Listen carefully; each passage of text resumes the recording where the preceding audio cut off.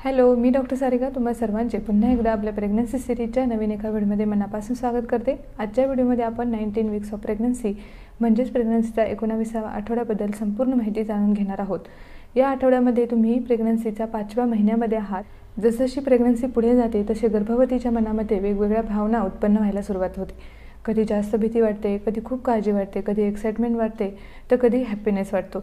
मग ही भीती घालवण्यासाठी किंवा तुम्ही प्रेग्नन्सीच्या कोणत्या आठवड्यामध्ये आहात, तुम्ही प्रेग्नन्सीच्या कोणत्या तिमाहीमध्ये आहात, त्यामध्ये बाळाचा विकास कसा होतो, त्यामध्ये अनेक वेगवेगळ्या समस्या कोणत्या उद्भवू शकतात, त्या कधी नॉर्मल आहेत, कधी ॲबनॉर्मल आहेत, कारण प्रेग्नन्सीबद्दल खूप गैरसमज देखील असतात आणि प्रेग्नन्सीबद्दल खूप रिस्क पण असते आणि खूप कॉम्प्लिकेशन्स देखील असतात। मग प्रत्येक गोष्टीची आपल्याला सखोल माहिती असणं गरजेचं असतं। त्यासोबतच आपल्या बाळाचा विकास कसा होतोय त्यानुसार आपण कोणतं डाएट घेणं गरजेचं आहे, आपण कोणती काळजी करणं गरजेचं आहे, हे सर्व जाणून घेण्यासाठी तुम्हाला pregnancy week by week series पाहणं खूप महत्त्वाचं आहे। Pregnancy week by week series जर तुम्ही फॉलो केली तर प्रत्येक आठवड्यामध्ये तुमच्या बाळाची वाढ कशी होते, तुम्हाला नेमकं कोणती काळजी करणं गरजेचं आहे, कोणते संभाव्य प्रॉब्लेम्स तुम्हाला येऊ शकतात आणि त्यासाठी तुम्ही काय उपाय करायचा, हे सर्व प्रेग्नन्सी केअरच्या टिप्स पाहण्यासाठी आजचा व्हिडिओ शेवटपर्यंत नक्की पहा। चला तर मग सुरू करूयात व्हिडिओ। तर आत्तापर्यंत बाळाची डेव्हलपमेंट आपण योग्य रीतीने 18व्या आठवड्यापर्यंत अगदी व्यवस्थित पाहिली आहे। बाळ पूर्ण तयार झालं आहे। मग 19व्या आठवड्यामध्ये असे कोणते महत्त्वाचे बदल बाळाच्या वाढीमध्ये होतात? सगळ्यात महत्त्वाचा पहिला बदल म्हणजे जो आपण मागे डिस्कस केला आहे की बाळाचे जे फिंगरप्रिंट्स असतात त्या तयार होण्यास सुरुवात झाली असते। पण त्या तयार व्हायला सुरुवात झाली होती, पण स्किन फॉर्मेशनचा जो पार्ट आहे तो तयार होत असतो, म्हणजे त्याच्यावरती स्किन लेअर किंवा फॅट लेअर जमा होत असतात। मग त्या स्किन लेअर किंवा फॅट लेअर जेव्हा जमा होतात त्या या आठवड्यामध्ये बाळाच्या जे हात असतात, वरती तळवे असतात, तिथे पूर्ण तयार होऊन कन्फर्म होतात। असे युनिक फिंगरप्रिंट्स इंडिव्हिज्युअली प्रत्येकाला ते वेगळे असतात, अशा पद्धतीचे तयार होऊन पूर्ण फॉर्म होतात या 19व्या आठवड्यामध्येच।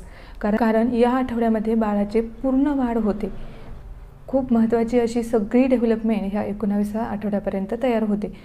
साहजिक आहे, आपण 20व्या आठवड्यामध्ये ॲनॉमली स्कॅन करतो। मग ॲनॉमली स्कॅनमध्ये बाळाच्या पायाच्या नखापासून तर ब्रेनपर्यंत, बाळाच्या केसापर्यंत सगळी डेव्हलपमेंट पाहिली जाते। बाळ कसं वाढतंय, त्याच्यामध्ये काही अपंगत्व आहे का, बाळाचे जे इनर ऑर्गन असतात, किडनी कशी फंक्शन करते, हार्ट कसं फंक्शन करते, ते व्यवस्थित डेव्हलप झालं का नाही, हे सगळं ॲनॉमली स्कॅनमध्ये पाहिलं जातं आणि तो 20व्या आठवड्यामध्ये केला जातो। त्याबद्दल आपण नेक्स्ट आठवड्यामध्ये डिटेल माहिती घेणार आहोत। दुसरा महत्त्वाचा बदल होतो ते म्हणजे बाळाचे इंद्रिय जे असतात ते सक्रिय होतात। इंद्रिय म्हणजे आपले सेन्सरी जे ऑर्गन असतात ते डेव्हलप होतात। 5 सेन्स आपण त्याला म्हणतो, म्हणजे पाहणं, दिसणं, स्पर्श जाणवणं, वास घेणं आणि चव, हे जे 5 प्रकारचे सेन्स असतात ते या 19व्या आठवड्यामध्येच डेव्हलप होऊन पूर्ण झालेले असतात। म्हणजे जर तुम्ही गर्भवती असाल तर तुम्ही कधी विचार देखील केला नसेल की बाळाच्या कोणत्या आठवड्यामध्ये बाळाचं कोणतं फंक्शन तयार होतं। बाळाला जन्माला आल्यापासून तर बाळाच्या 1 वर्षापर्यंत जी डेव्हलपमेंट असते, जे माइलस्टोन असतात, ते सगळे आई अनुभवते, ती कटाक्षाने ते ऑब्झर्व करते।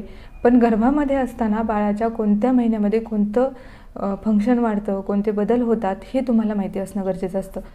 हे सगळं माहिती असणं गरजेचं आहे। त्यानुसार तुम्ही केअर करू शकता, त्यानुसार डाएट घेऊ शकता आणि ह्यामध्ये म्हणजे बाळाची गर्भामध्ये जेव्हा वाढ होते तेव्हा त्याच्यावर गर्भसंस्कार होणं, त्याला योग्य ते पोषण भेटणं, मल्टीव्हिटॅमिन्स केअर भेटणं गरजेचं असतं। तेव्हाच बाळ व्यवस्थित तयार होतं आणि त्यानंतरचे जे 1 वर्षाचा काळ असतो किंवा बाळाचं पूर्ण भविष्य असतं ते याच दिवसांवरती अवलंबून असतं। त्यामुळे तुम्ही गर्भामध्ये बाळ असताना त्याची योग्य काळजी घेणं हे खूप महत्त्वाचं असतं। आता तिसरी महत्त्वाची गोष्ट म्हणजे बाळाची तर स्किन पूर्ण डेव्हलपमेंट झाली आहे, तर मग आता बाळाच्या स्किनला हायड्रेशन ठेवण्यासाठी व्हर्निस केसिओसा म्हणून एक पातळ व्हाईट कलरचा चिकट स्राव बाळाच्या अंगावरती जमा व्हायला सुरुवात होते। हे काय करतं तर बाळाची जी स्किन आहे ती हायड्रेट ठेवण्याचं काम करतं आणि तुम्हाला माहिती आहे बाळ एका पाण्याच्या थैलीमध्ये असतं। हा जो चिकट स्राव असतो तो बाळाचं पाणी आणि बाळाची त्वचा यांच्यामध्ये असतो, म्हणजे ते बाळाची पूर्ण संरक्षण करतं बाहेरच्या त्या पाण्यापासून। त्याच्यामध्ये किंवा काही बॅक्टेरिया वगैरे आले तर ते बाळापर्यंत पोहोचू नये याची देखील काळजी ते घेतली जाते। मग अशा प्रकारे महत्त्वाचे बदल तुमच्या बाळामध्ये 19व्या आठवड्यामध्ये होत असतात।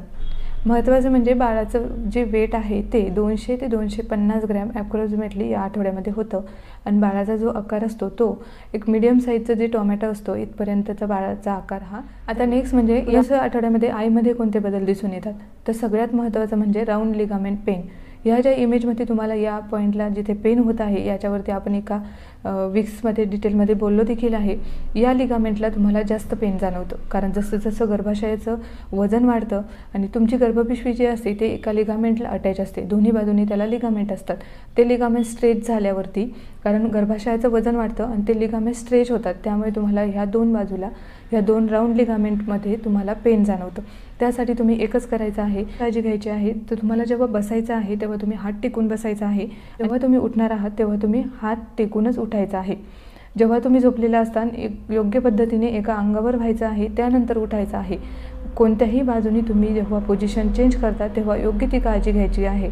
जास्त भारी वजन उचलायचं नाही किंवा जास्त पाय खाली टेकून बसायचं नाही किंवा जास्त स्ट्रेच होईल किंवा जास्त वजन तुम्ही उचलायचं टाळायचं आहे. यामुळेच तुमचं जे स्ट्रेचिंग आहे ते कमी होईल आणि त्या लिगामेंटमध्ये तुम्हाला कमी प्रमाणात पेन जाणवेल. आता नेक्स्ट म्हणजे अबडॉमिनल पेन. आता 5व्या महिन्यानंतर बाळाचं वजन, गर्भाशयाचं वजन वाढतं आणि त्याचा प्रेशर खालच्या बाजूला पडायला लागतो. म्हणजे खालच्या ओटीपोटामध्ये तुम्हाला अधूनमधून पोटामध्ये दुखणं हे सारखं आता यानंतर चालूच राहणार आहे. पण ते रेस्ट करून जर तुम्हाला गेलं नाही, मग हे अबडॉमिनल पेन नॉर्मल कधी, ॲबनॉर्मल कधी. तुम्ही जर वर्किंग वुमन असतात, खूप साऱ्या स्त्रिया असतात ते जॉब करतात, घरामध्ये देखील स्त्रियांना काम असतात, जर तुम्ही आराम करून देखील तुमचं पेन कमी होत नाही तर तुम्ही डॉक्टरांशी कन्सल्ट करणं गरजेचं आहे. आता लिनिया नायग्रा म्हणून पोटावरती एक रेष तयार होते जी की तुमच्या नाभीपासून तर प्युबिक बोनपर्यंत असते. त्याच्यावरती आपण एक डिटेल व्हिडिओ घेणार आहोत, कारण त्याच्याबद्दल देखील गैरसमज आहेत की लिनिया नायग्रा की ती रेष जी असते तिला लिनियल नायग्रा असं म्हणतात. मग त्या रेषेवरून मुलगा आहे, मुलगी आहे असे बरेच तथ्य काढले जातात, त्यावरती आपण डिटेल व्हिडिओ पाहणार आहोत. पण ती जी लाईन आहे ती ह्याच स्किन चेंजेसमुळे पडत असते. त्याला देखील हेच हार्मोन्स प्रेग्नन्सीचे कारणीभूत असतात. ती देखील नॉर्मल असते. आफ्टर प्रेग्नन्सी ती फेड होऊन जाते आणि जे स्किन चेंजेस जेवढे तुम्हाला प्रेग्नन्सीमध्ये झालेले असतात ते डिलिव्हरीनंतर सगळे फेड होऊन जातात. आता महत्त्वाचा चौथा बदल जो आहे तो नोज ब्लिडिंग. त्याच्यावरती देखील एका वीकमध्ये आपण डिटेलमध्ये माहिती पाहिलेली आहे. ज्या स्त्रियांना ड्राय नोजचा प्रॉब्लेम असतो किंवा त्यांना काही ॲलर्जी असते, सारखं सर्दी होणं, तर अशा स्त्रियांमध्ये हा प्रॉब्लेम दिसून येतो. नोज ब्लिडिंग दुसरं काही नसतं, त्याच्यामध्ये दुसरं काही काळजी करण्यासारखं देखील नसतं, फक्त कारण ब्लड व्हॅल्यूम वाढतो आणि व्हेन्स रप्चर होतात आणि नाकामधल्या ज्या व्हेन्स असतात त्या खूप डेलिकेट असतात, त्यामुळे त्या रप्चर होतात आणि त्यामुळे नोज ब्लिडिंगसारखी समस्या निर्माण होते. तुम्हाला फक्त नाकाच्या खालच्या बाजूला हलकासा प्रेशर देऊन ते जेणेकरून त्या व्हेसल ज्या आहेत त्या कन्स्ट्रिक्ट होतील आणि तिथे ब्लड फ्लो थांबेल. नेक्स्ट जो बदल आहे तो म्हणजे शॉर्टनेस ऑफ ब्रीथ. म्हणजे चालताना, पायऱ्या चढताना किंवा काम करताना धाप लागणं किंवा थोडंसं जरी काम केलं तर थकवा जाणवणं अशा पद्धतीचं. कारण ब्लड व्हॅल्यूम प्रेग्नन्सीमध्ये वाढलेला असतो आणि ब्लड व्हॅल्यूम वाढलेला असतो त्यामुळे जास्त ऑक्सिजनची गरज स्त्रियांना असते. त्यासाठी तुम्ही जास्तीत जास्त फ्रेश एअरमध्ये काम करणं, बंद रूममध्ये जास्त वेळ बसायचं नाही किंवा जास्त जिना चढायचं नाही किंवा जास्त हेवी वर्क करायचं नाही, हे त्याच्यासाठी सेफ राहतं. आता पाहूयात की प्रेग्नन्सी केअर टिप्स काय आहेत. तर प्रेग्नन्सी केअर टिप्स म्हणजे सगळ्यात महत्त्वाची, आपण प्रेग्नन्सीमध्ये जे TTचे इंजेक्शन घेतो त्यामधील पहिला डोस जो आहे तो 5वा महिना पूर्ण होत आल्यानंतर TTच्या इंजेक्शन्स तुम्ही या महिन्यामध्ये घेणं गरजेचं असतं. याचे 2 डोस असतात. सगळ्यात महत्त्वाचं म्हणजे तुम्ही ब्रीथफुल ड्रेस म्हणजेच मॅटर्निटी जे ड्रेस असतात, कम्फर्टेबल ड्रेस असतात ते घेणं गरजेचं आहे, जेणेकरून तुमच्या चेस्ट जी आहे ती जास्त दबून राहिली नाही पाहिजे किंवा पोट जास्त दबून नाही राहिलं पाहिजे. तुम्ही मोकळा श्वास घेता येईल अशा पद्धतीचे कपडे वापरणं गरजेचं असतं. पाणी भरपूर पिणं, योग्य डाएट घेणं, फळांचा ज्यूस घेणं, योग्य टायमावरती योग्य डाएट फॉलो करणं किंवा ब्रेकफास्ट जो आहे तो व्यवस्थित करणं, तुमचा लंच जो आहे तो प्रॉपर करणं, तुमचे जे अँटीनॅटल मेडिसिन्स आहेत ते योग्य पद्धतीने घेणं, दररोज 10 ते 12 ग्लास पाणी पिणं, जेणेकरून तुम्ही हायड्रेट राहाल. तुम्हाला दम लागण्यापासून किंवा तुमची त्वचा हायड्रेट राहण्याला, स्किन प्रॉब्लेमसाठी आणि बाळाच्या वाढीसाठी, हे सगळं यामुळे जर तुम्ही जास्त पाणी पिलं, डाएट व्यवस्थित घेतलं तर ह्या समस्या तुम्हाला कमी जाणवतात. आणि जर तुम्ही वर्किंग वुमन असताल तर जाता येताना ट्रॅव्हलिंगमध्ये तुम्ही तुमची केअर करणं आणि शक्यतो 5व्या महिन्यानंतर किंवा 6व्या महिन्यानंतर तुम्ही सेफली जिथेही जाल तेव्हा तुमच्यासोबत कुणीतरी हवं.